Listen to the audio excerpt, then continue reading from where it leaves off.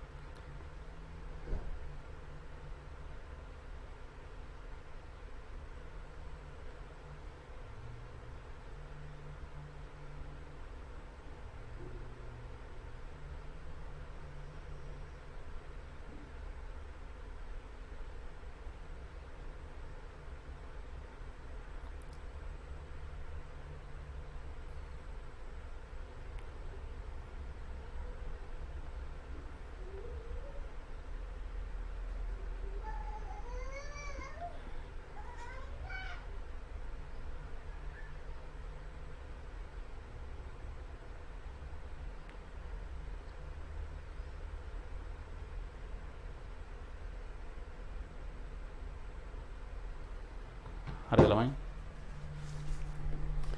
මෙතනදී කියනවා නයිට්‍රජන් හි වායුමය හයිඩ්‍රයිඩයක්. සූත්‍රය ලියලා තිනවා NaHB කියලා. මෙතන නයිට්‍රජන් පරමාණු A ප්‍රමාණයක්, හයිඩ්‍රජන් පරමාණු B ප්‍රමාණයක් ඉන්නවා. වායුමය හයිඩ්‍රයිඩයක්. මේකෙන් ඝන සෙන්ටිමීටර් 20ක් O2 වායුවත් එක්ක ප්‍රතික්‍රියා කරලා දහනය කරනවා. වැඩිපුර O2 භාවිතා කරනවා මෙතනදී. වැඩිපුර O2 භාවිතා කරනවා. එයා අඩු වෙන්නේ නැහැ. ඕන තරම් ඉන්නවා. මෙයා සම්පූර්ණයෙන්ම දහනය වෙනවා කියලා මේකෙන් අදහස් කරන්නේ. වැඩිපුර O2 ගත්තම මෙතන තියෙන සියලුම කට්ටිය දහනය වෙනවා. හැදෙනවලු N2 හැදෙනවලු. ඊට අමතරව ජල වාෂ්ප හැදෙනවලු. ජලයේ ගෑස් හැදෙනවලු. මෙයාගේ ඝන සෙන්ටිමීටර් 20ක් දහනය කරාම එම තත්ත්වය යටතේදීම ඉතින් අපිට ගන්න වෙන්නේ එම තත්ත්වය යටතේදීම N2 10යි ඝන සෙන්ටිමීටර ලැබෙනවා. ජල වාෂ්ප 30යි ඝන සෙන්ටිමීටර ලැබෙනවා කියලා කියනවා. වායුමය හයිඩ්‍රයිඩයේ සූත්‍රය අහනවා. වායුමය හයිඩ්‍රයිඩයේ සූත්‍රය අහනවා.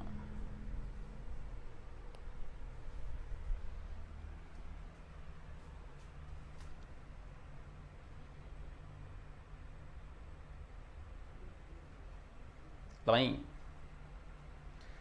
සාමාන්‍යයෙන් එකම තත්ත්වය යටතේ නම් මේ පරීක්ෂාව කරන්නේ මෙයාලත් මේ පරිමාවන් මනින්නේ එකම පීඩන එකම උෂ්ණත්වය නම්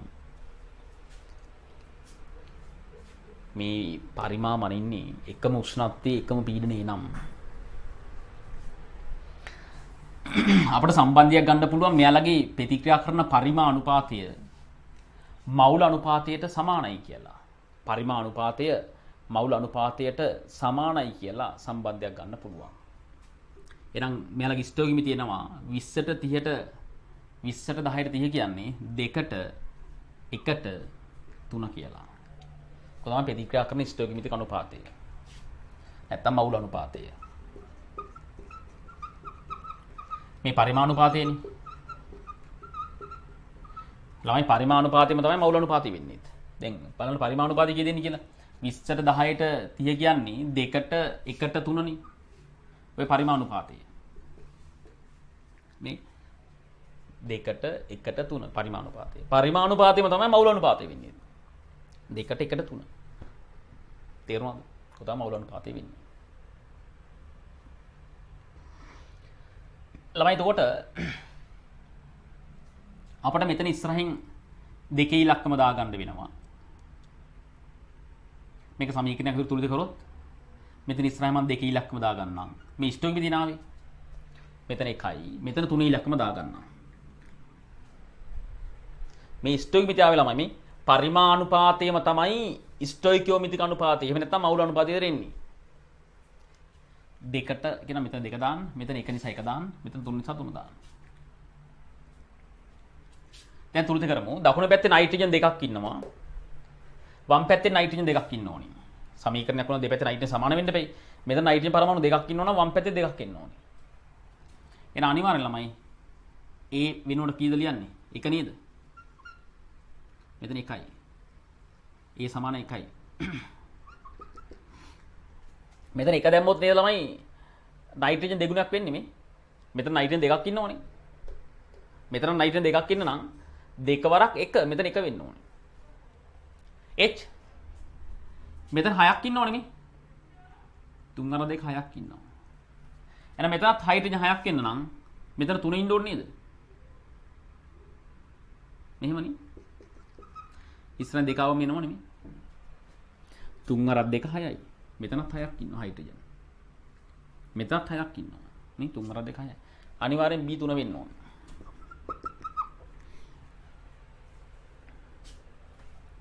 මෙහෙම ඉන්නේ මේ. මෙතන එන්නේ දෙකක් NH3 කියලා.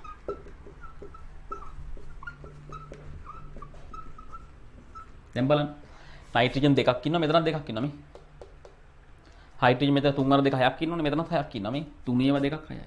එහෙනම් මෙතන 3 එන්නේ. මෙතන 1 එන්නේ. 1 3. පිළිතුර NH3. පිළිතුර NH3. උත්තරේ පැහැදිලිද? පිළිතුර 1. අන්න එහෙම ගන්න පුළුවන් වෙන්න ඕනේ. තේරුණා ළමයි? අන්න එහෙම ගන්න පුළුවන් වෙන්න ඕනේ.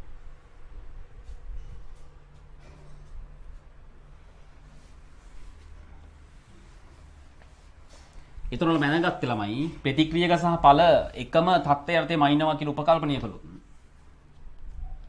එයාලගේ පරිමාණුපාතයයි ස්ටොයිකියෝමිතික අනුපාතයයි සමානයි. එහෙම නැත්නම් පරිමාණුපාතයයි මවුල අනුපාතයයි සමානයි කියලා ගන්න පුළුවන්.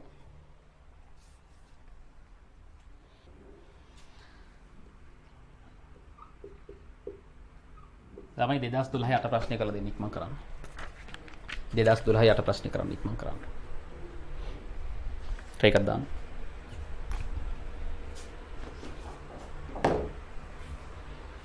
try එකක් දාන්න ළමයි.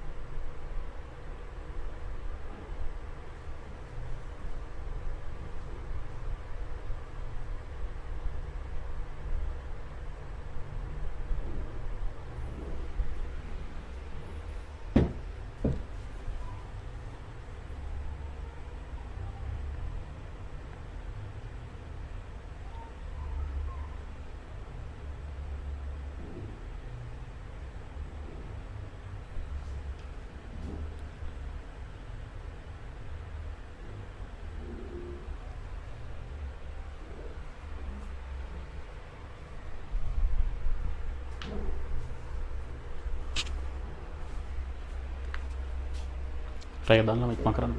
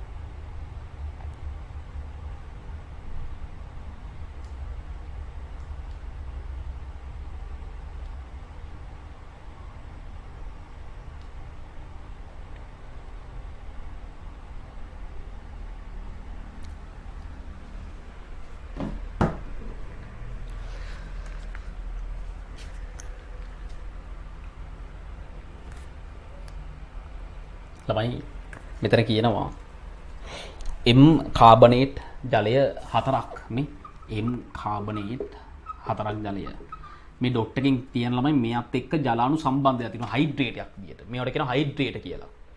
ජලාණු යම් ප්‍රමාණයක් සම්බන්ධ වෙලා මෙයත් එක්ක ජලාණු යම් ප්‍රමාණයක් සම්බන්ධ වෙලා තියෙනවා. ඉතින් මේ සජල ලෝහ කාබනේටය නැත්නම් හයිඩ්‍රේටය ස්කන්ධය 15.6ක් තාප වියෝජනය කළොත් කියන රත් කළොත් හැදෙනවලු M වල ඔක්සයිඩය. මේ M කියන ලෝහයේ ඔක්සයිඩය ලැබෙනවා. ඊට අමතරව කාබන් ඩයොක්සයිඩ් වායුව පිට වෙනවා, ජලය පිට වෙනවා. මේක තුලිත කරන්න පුළුවන්. මෙතන 4 දැම්මොත්.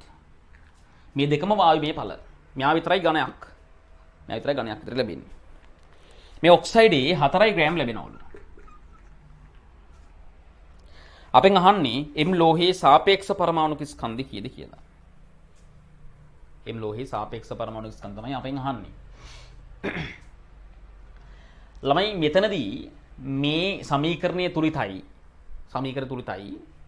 මේවා එකකින් මේවා එකක් ලැබෙනවා.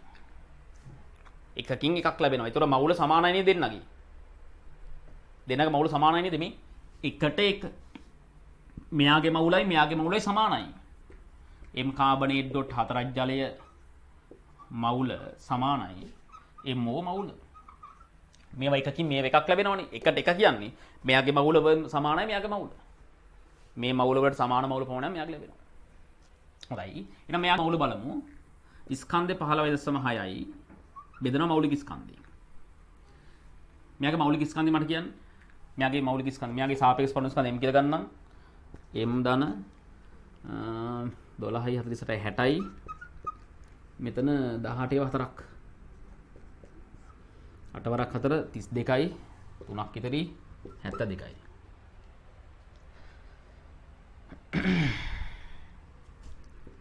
ඒතර කිය දෙන්නේ M ධන 132යි. M ධන 132යි. මෙයා බෙදෙන මෞලික ස්කන්ධය. මෙතනත් බලන්න මෙයාගේ ස්කන්ධය 4යි ග්‍රෑම් බෙදෙන මෞලික ස්කන්ධය. මෙයාගේ මෙයාගේ 16යි. දැන් මේ සමීකරණ සුළු කරන්න M ලගේ ගන්න. බලන්න M ලගේ කී දෙනෙක් කියලා ළමයි. සුළු කරලා බලන්න. මේ පැත්තයි මේ පැත්තයි සමාන කරන්න ළමයි. ඒතර M ලගේ එනවා. ඒක මම කරන්නේ. අපෙන් අහන්නේ M වල සාපේක්ෂ පරමාණු ස්කන්ධය.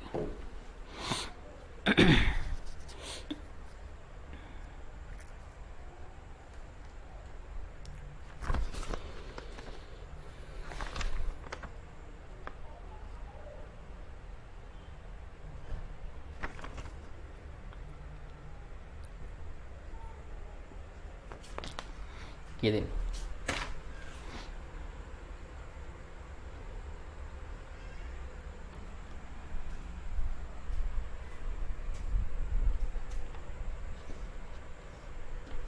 තමන් සුළු කරන්න. තමන් සුළු කර උත්තරේ ගන්න.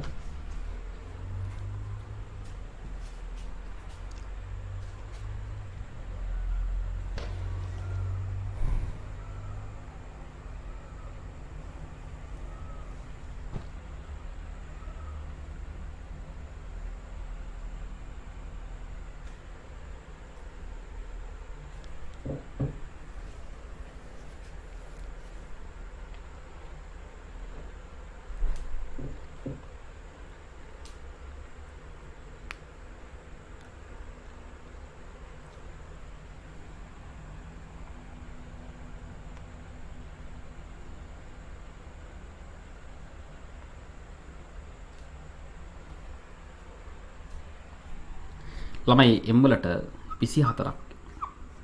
M වල 24යි පිළිතුරු 5. M වල 24යි පිළිතුරු 5. බලන්න කොච්චර ලේසිද කියලා. හරි ළමයි එහෙනම් මකනවා.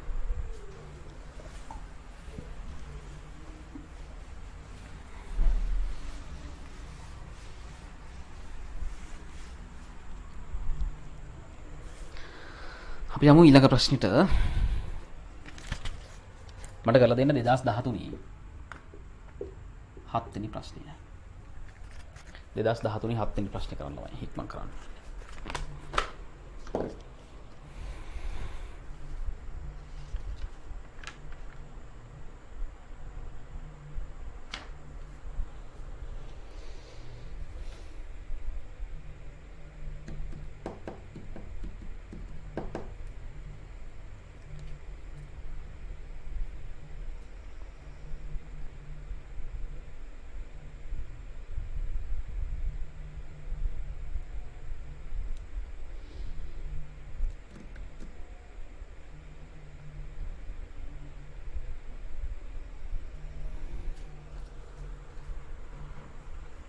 try එකක් දාලා මම කරන්නේ.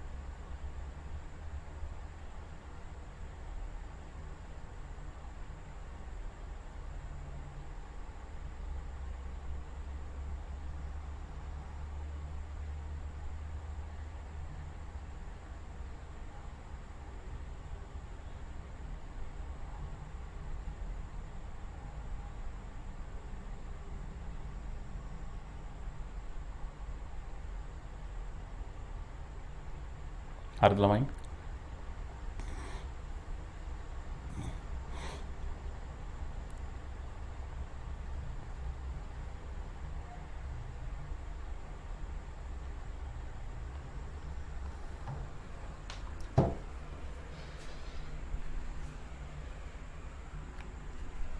ළමයි මෙතන කියන්නේ මෙන්න මෙහෙම දෙයක්. හරි සරල ප්‍රශ්නයක්.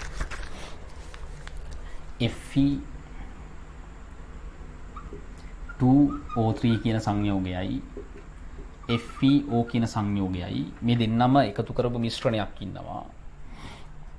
ওই මිශ්‍රණයෙන් මුළු ස්කන්ධය 100ක් ගත්තොත් ඔතන Fe ඉන්නවලු 72ක්. 100ට 72ක් Fe ඉන්නවලු. මුළු ස්කන්ධය 100යි නම් Fe ඉන්නවලු 72ක්. තේරුණාද? මුළු ස්කන්ධයෙන් 172ක් Fe. මුළු ස්කන්ධය 100යි නම් Fe ඉන්නව 72ක්. ඒක තමයි ස්කන්ධ භාගය. 100ට 72. ඉතින් අපෙන් අහනවා මෙයාගේ ග්‍රෑම් එකක් ගත්තොත් මේ මිශ්‍රණයේ ග්‍රෑම් එකක් ගත්තොත් එතන ඉන්න මෙයාගේ ස්කන්ධය. මෙයාගේ ස්කන්ධය 1 ග්‍රෑම් මිශ්‍රණයේ 1 ග්‍රෑම් ගත් විට මෙයාගේ ස්කන්ධය කීයද? මෙයාගේ ස්කන්ධය x කියලා ගත්තොත් මෙයාගේ ස්කන්ධය 1 ඍණ x. එහෙමනේ. ළමයි මේ මිශ්‍රණයේ ග්‍රෑම් එකක් ගත්තොත් 1 ග්‍රෑම් ගත්තොත් මෙයා x ප්‍රමාණයක් ඉන්නවා කියලා හිතුවොත් මෙයා ඉන්නවා 1 ඍණ x ප්‍රමාණයක්. හරිනේ? මෙයාගේ ස්කන්ධ x නම් මෙයාගේ ඍණ ස්කන්ධ කීයද? 1 ඍණ x. 1 කියන්නේ මුළු ස්කන්ධයනේ.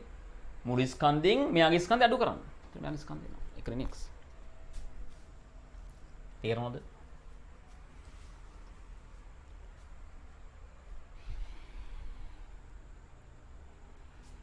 මට මෙන්න මේක කියන්න. මේ සංයෝගයේ සාපේක්ෂ අනුක ස්කන්ධ කියන ටක් ගාලා.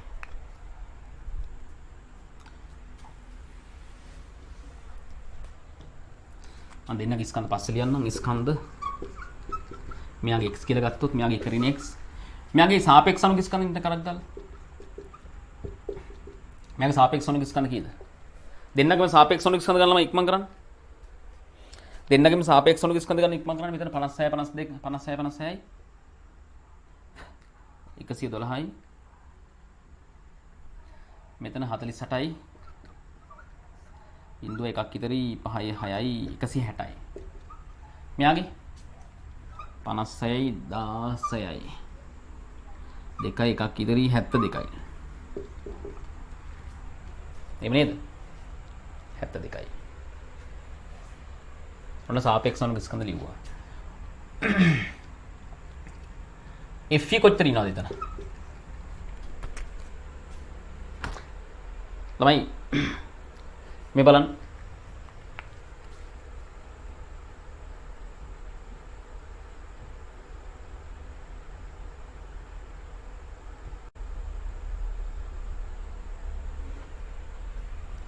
දැන් ළමයි මේ බලන්න මේ 160න් FE කොච්චර ඉන්නවද? 160න් FE ඉන්නවා ළමයි 56ව දෙකක්. ඒ කියන්නේ 112ක්. මෙතන 72කින් FE ඉන්නවා 56ක්. මේ මුළු ස්කන්ධ 160යි නම් ඕකෙන් 112ක් FE. මේ 56ව දෙකක් ඉන්නවනේ 112. මෙතන මුළු ස්කන්ධය 72යි නම් FE වල ස්කන්ධය 56යි. 72කින් 56යි.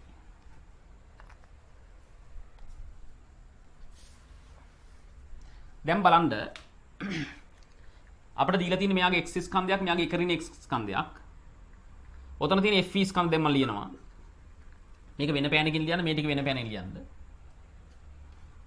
මේ x වැඩි කරන්ද 160න් 112. මෙතන එක ඍණ x වැඩි කරන්ද 72කින් 56. ඒතර FE ස්කන්ධ එනවා. FE ස්කන්ධ එනවා මේ මුළු ස්කන්ධය x නම් ඕකෙන් 160න් 112යි FE ඉන්නේ. මුළු ස්කන්ධය x නම් ඕකෙන් 160න් 112ක් FE. මෙතන මුළු ස්කන්ධය මෙච්චරයි නම් 72කින් 56ක් FE ඉන්නවා.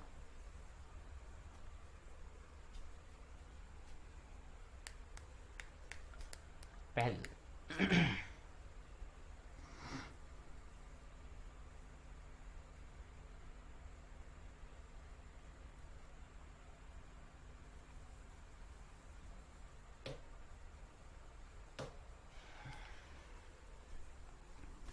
ළමයි මේක ආසන වශයෙන් සුළු කරලා දාන්න බැරිද? මොකක් හරි ගේමක් ගහන්න බැරිද? පොඩ්ඩක් සුළු කිරීම අමාරු වෙයි නේ. සුළු කරලා බලන්න ළමයි. මෙතන අගයන්තක පොඩ්ඩක් ලාවට සුළු කරලා දෙන්න ඉක්ම කරන්න. කොහොමද එන්නේ?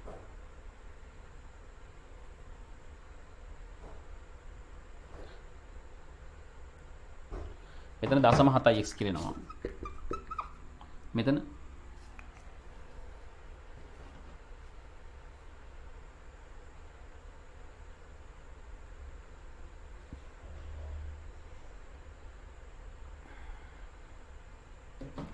දශම 7.8යි ඍණ 0.7.8යි x කියලා දෙනවා.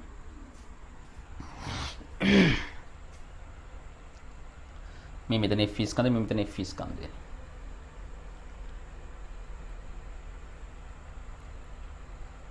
දැන් මට සම්බන්ධයක් ගන්න පුළුවන් ළමයි මේ මුළු FE ස්කන්ධය මේ දෙක එකතු කරන්ද ඔය දෙක එකතු කරන් මුළු FE ස්කන්ධය එනවා 0.7x ධන 0.78යි ඍණ 0.78x ඔය සියල්ලම එකතු කරලා මුළු ස්කන්ධය බෙදන්න මම මුළු ස්කන්ධය ගත්තේ ග්‍රෑම් 1යි වැඩි කරන්න 100න් නැත්නම් සෝරි මුළු ස්කන්ධය බෙදන්න. ඒතර ස්කන්ධ භාගය එනවනේ.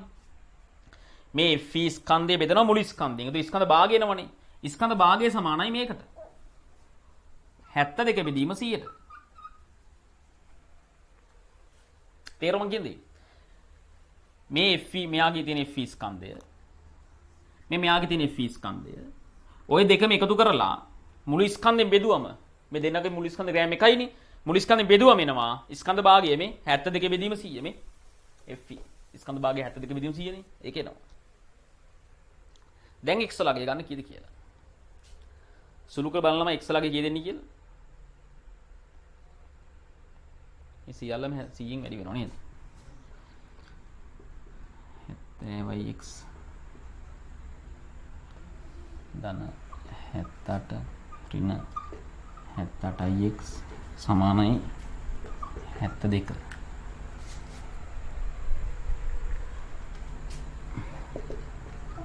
අටයි x මෙහෙට ගත්තම 6යි x සමාන 6 බෙදීම 8.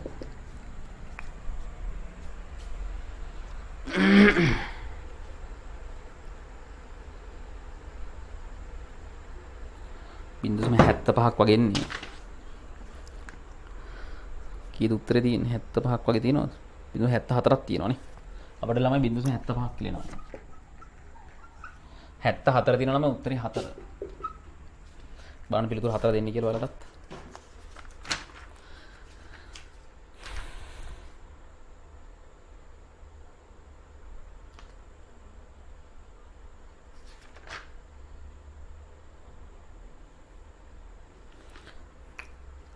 හරිනේ 0.75 මෙතන නම් පිළිතුර තියෙන 0.74 වෙන ආසන්න උත්තර නැහැ. එහෙනම් උත්තරේ ළමයි කෙලිම 4. බලන්න කොච්චර ලේසිද කියලා.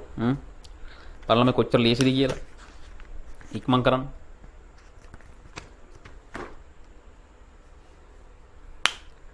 ඉක්මන් කරන්න.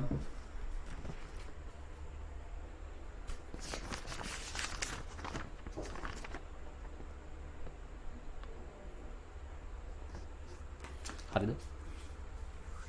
මොකක්ද?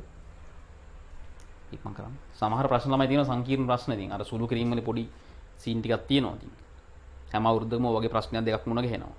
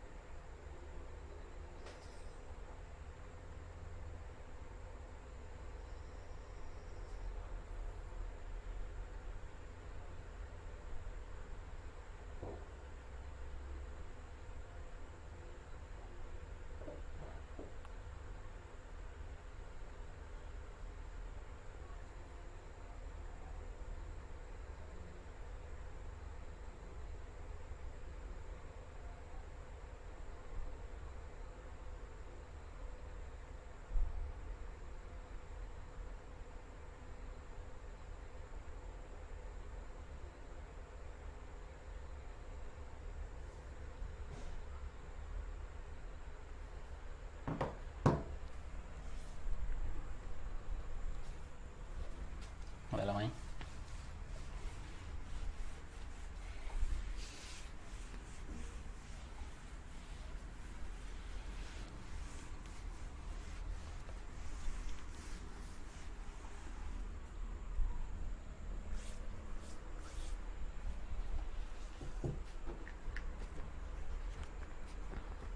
හොඳයි. තව ප්‍රශ්නයක් දෙන්නම්.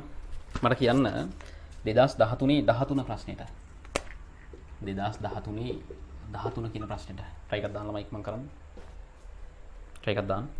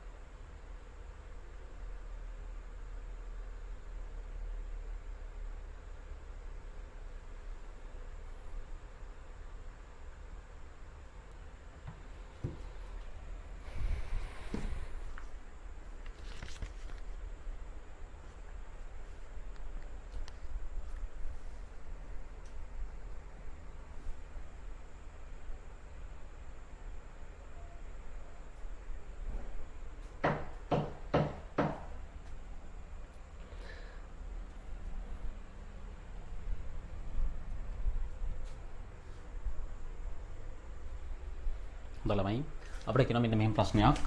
අපි ළඟ ඉන්නවලු Fe2+ අයන. Fe2+ අයන. එයාගේ පරිමාව 50යි. සාන්ද්‍රණයක් දීලා නැහැ. මෙයයි අනුමාපනය කරන්න පොටෑසියම් ඩයික්‍රෝමේට් සාන්ද්‍රණය 0.02යි පරිමාව කීයක් දීලා තියෙන වැය වෙනවා කියලා 25ක් වැය වෙනවලු. මේ Fe2+ ඩයික්‍රෝමේට් අනුමාපනය කළොත් මෙච්චර පරිමාවක් වැය වෙනවලු. අපිට කියන්නේ මේ ද්‍රාවණයම ඔය Fe2+ ද්‍රාවණයම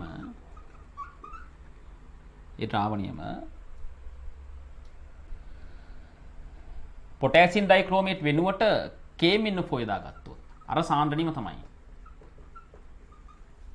මේ සාන්ද්‍රණියම තමයි KMnO4 යොදාගත්තොත් KMnO4 කොච්චර පරිමාවක් වැය වේවිද කියලා අහනවා. හරි සරල ප්‍රශ්නයක්. මේ Fe2+ එක්ක ප්‍රතික්‍රියා කරන්න ඩයික්‍රෝමේට් 25ක් වැය වෙනවා නම් එයා එක්කම ප්‍රතික්‍රියා කරන මේ ටිකත් එක්කම ප්‍රතික්‍රියා කරන්න KMnO4 කොච්චර වැය වෙනවද? මේ සාන්ද්‍රණියම මෙතනක් තියෙන සාන්ද්‍රණි බලපෑමක් නැහැ. සාන්ද්‍රණී බලපෑමක් නැත. එනා කීකෙන ළමයි මවුල් අනුපාතය සමානයි පරිමාණුපාතයට. දැන් මෙතන ප්‍රතික්‍රියාවේ Fe2+ උයි ඩයික්‍රෝමේට් උයි.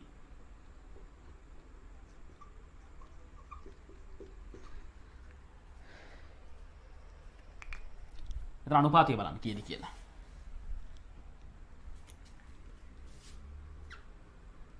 මෙතන Fe2+ උයි ඩයික්‍රෝමේට් උයි අනුපාතය බලන්න. සමීකරණ තුලිත කරන හැටි කියාදී දින්න වෙලාවක් නැහැ මට. මං කෙලිම අනුපාතය ගන්නවා. මෙතන වෙනස 6යි. මෙතන 1යි. 6ට 1 මෙතන අනුපාතය. මෙතන අනුපාතය ගන්නවා. ළමයි සමීකරණ තුලිත කිරීමේ දැනුම ඉතින් භාවිතා කරන්න ඔයාලා. ඒ හැම දෙයක්ම කියාදී දින්න මේක මේ දෙක වසර පන්තියක් නෙවෙයි. Mn2+ මෙතන ඉන්නේ.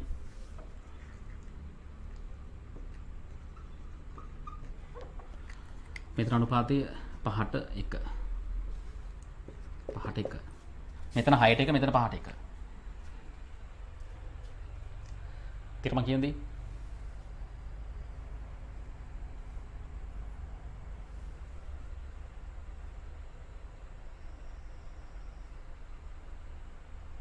දැන් බලන්න ළමයි මේ දෙනගේ සාන්ද්‍රණ එකම සාන්ද්‍රණ නිසා මම මවුල් අනුපාතයක් වෙනුවට පරිමාණ අනුපාතයක් ගන්නවා.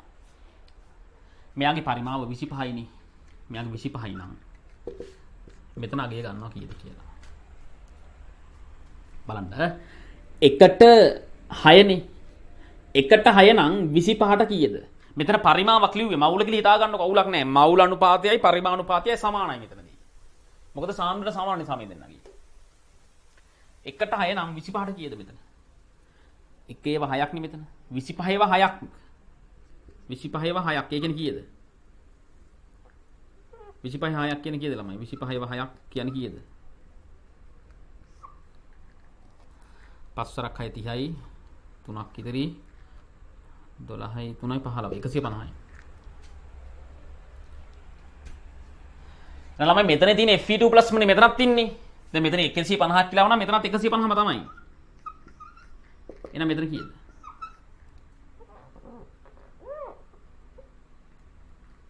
දැන් මෙතනට 150යි කියලා ආවනම් මෙතනත් 150ම තමයි. මොකද මෙතන ඉන්නේ Fe2+ ටිකමයි මෙතනත් ඉන්නේ. දැන් මෙතන 150 නම් මෙතන කී දෙන්නේ?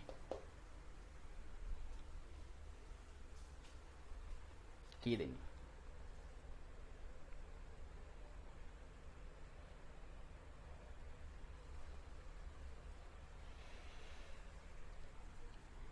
පහට එකනේ. එන 150ට කීයද මෙතන? 5 1 150 නම් මෙතන කීයද? 5ට වඩා එක පුංචි. 5න් පංගුවක්. මේ 5 නම් මේ 5න් පංගුවක් එකයි. 150 නම් 5න් පංගුවක් කීයද? 5න් එකෙන් වැඩි කරාම කී දෙන්නේ? 30ද? 30යි. 30යි. එනනම් මේ වගේ පරිමාව 30යි. පිළිතුරු කීයද බලන්න 30. පිළිතුර 5.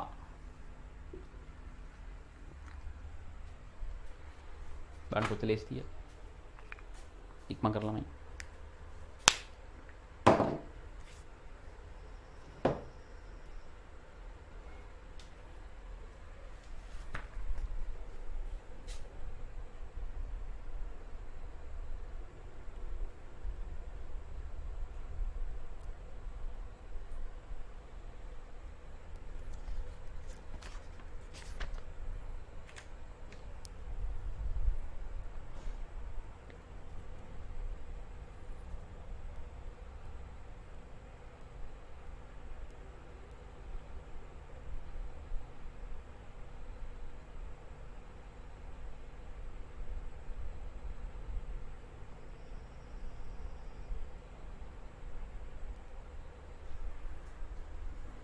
හරිද ළමයි?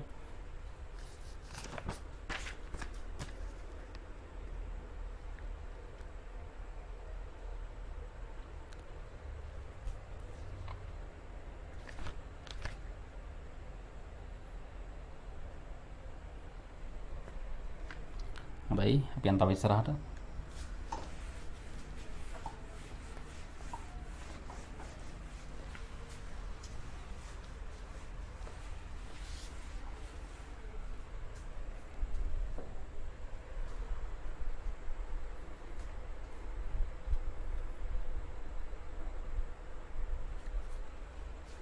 මට කරලා දෙන්න 2016 6 වෙනි ප්‍රශ්නය. 2016 6 වෙනි ප්‍රශ්නය කරලා දෙන්න. ඉක්මන් කරන්න.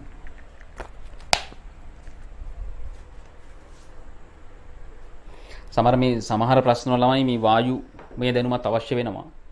අපි තාම වායු කරලා නැහැ.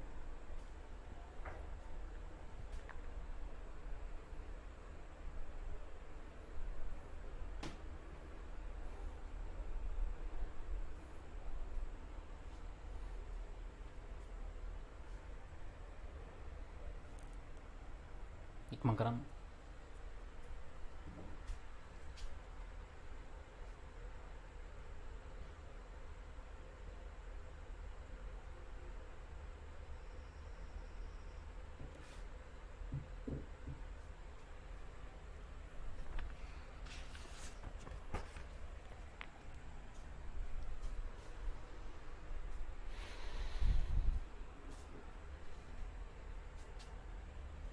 KI ප්‍රතික්‍රියාව සම්පූර්ණයෙන්ම IT- බවට පත් කිරීමට අවශ්‍ය නේ SCL අහනවා. ළමයි KIOT කියන IoT මයිනස් KI කියන I මයිනස් මේ දෙන්න ප්‍රතික්‍රියා කරන්නේ. IoT මයිනස්ුයි I මයිනස්ුයි ප්‍රතික්‍රියා කරන්නේ. මෙයා ධන 5 ඉඳලා I2 බවට හරණය වෙනවා. මෙතන වෙනස 5යි. මෙයා ඍණ 1 ඉඳලා I2 බවට ඔක්සිකරණය වෙනවා. වෙනස 1යි. දෙන්නගෙම එකම ඵලය ලැබෙන්නේ. බලන්න 5 ඉඳලා බිංදුව දක්වා අඩු වෙනවා. හරණය. මෙයා ඍණ 1 ඉඳලා බිංදුව දක්වා වැඩි වෙනවා. කරණය. මෙයා 5කින් අඩු වෙනවා. මෙයා 1කින් වැඩි වෙනවා. සමීකරණ තුනට කරමු අපි. රෙඩොක්ස් සමීකරණ තුනට කිරීම කියලා දීලා තියෙනවා. මෙයාගේ වෙනස 5යි නම් මෙතන 5 දාන්න. මෙයාගේ වෙනස 1යිනේ. එහෙනම් මෙතන 1 දාන්න. 1 දාලා වැඩක් නැහැ නේ.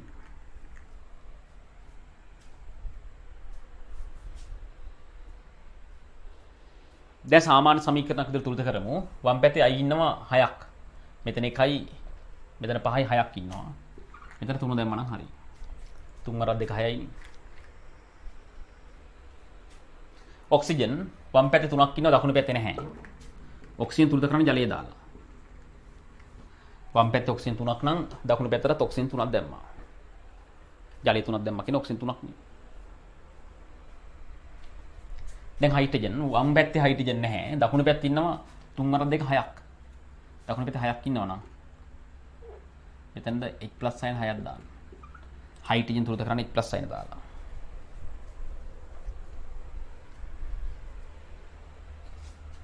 බය වෙන්න එපා.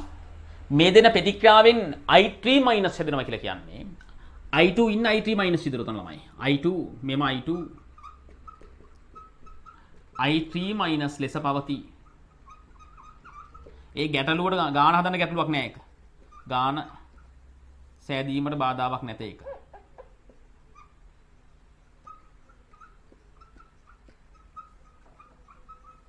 ළමයි ඒක ගාන හදන්න බාධාවක් නෑ. I2 කොහොමත් මේ ද්‍රාවණේ වැඩිපුර I මයිනස් ඉන්නවනේ. වැඩිපුර I මයිනස් ඉන්නවනේ I2 I මයිනස් එක එකතු වෙලා I3 මයිනස් ලෙස ඉන්නේ. ඒක අපට අදාළ නැහැ මෙතන. ඒක ගැටලුවක් නෑ. අපෙන් අහන්නේ මොකක්ද? ගාන බලන්න ආයිසර. තමයි ආසරේ ගාන බලන්න ඉක්මන් කරන්න.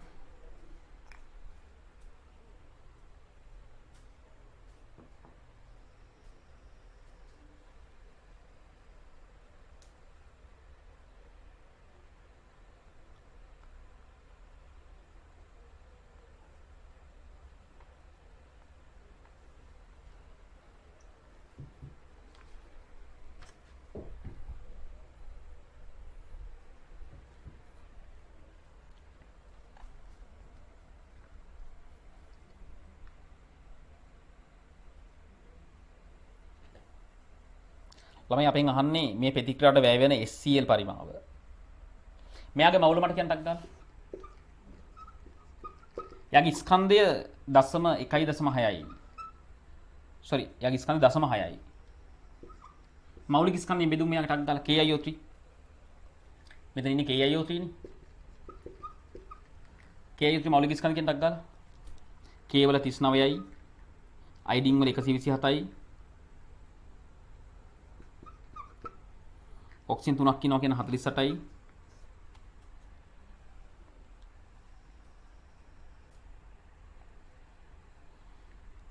බලන්න මෙයාගේ මෞලික ස්කන්ධ කීයද කියලා. මෙතන 16යි. sorry.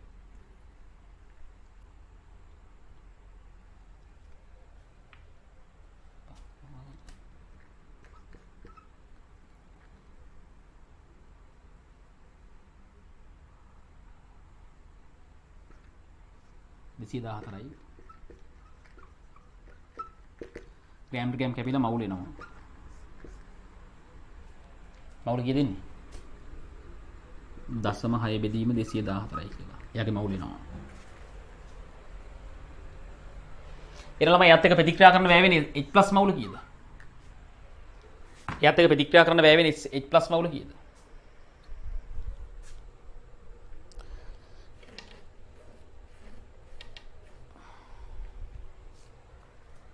යත් එක ප්‍රතික්‍රියා කරන වැය වෙන්නේ H+ මවුල කීයද? 1/6 නේ. මේ වගේ 6 ගුණයක්. මේ 1/6 මේ වගේ 6 ගුණයක්.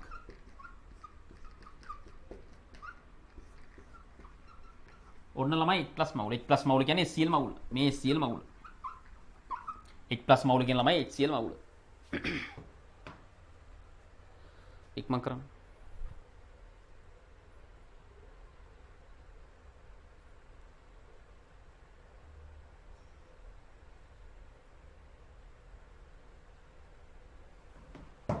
SCl මවුල දන්නවා. අහන්නේ මොකද්ද?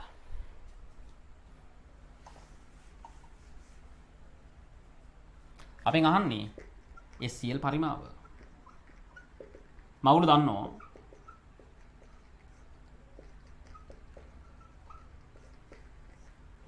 ළමයි සාන්ද්‍රණය කීයද? SCl ද්‍රාවණයේ සාන්ද්‍රණය කියන්නේ 3යි. ඇයි මම සාන්ද්‍රණයෙන් බෙදුවේ? එළම මම සාන්ද්‍රණයෙන් බෙදුවේ. බෙදුවම මේ මවුල කැපිලා ගිහිල්ලා ඝන ඩෙසිමීටර් ඍණ 3 උඩට එනවා. ඝන ඩෙසිමීටර් වලින් පරිමාව ලැබෙනවා. ඒක ඝන සෙන්ටිමීටර් කරගන්න. ඒ ඝන සෙන්ටිමීටර් කරගන්න. බලන්න උඩ 36 කියන 3.6යි 3.6 බෙදීම 3 කියන්නේ 1.2යි 1.2 බෙදීම 214 ඒක 1000න් වැඩි වෙන්න ඕනේ. ඒ කියන්නේ 1200 බෙදීම 214 නේද? 1200 බෙදීම 214 බලන්න කීයද එන්නේ කියලා.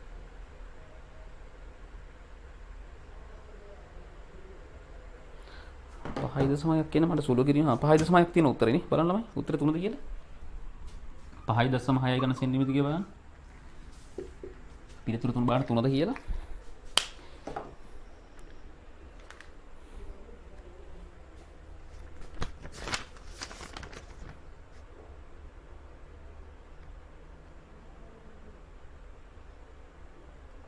ඔලමයි පිළිතුරු 3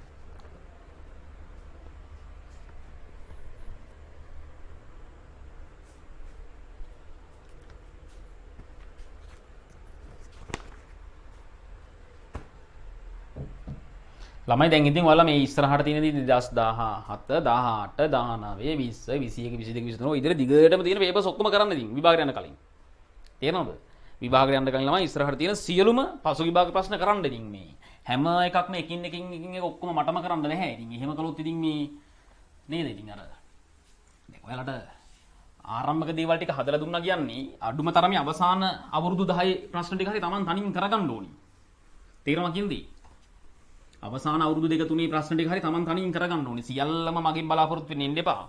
දැන් සැලකිතු ප්‍රශ්න ප්‍රමාණයක්, මහා ලොකු දෙවන්ත ප්‍රශ්න ප්‍රමාණයක් තනියෙන් මම ඔයාලට කරලා මම විසින් කරලා දුන්නා.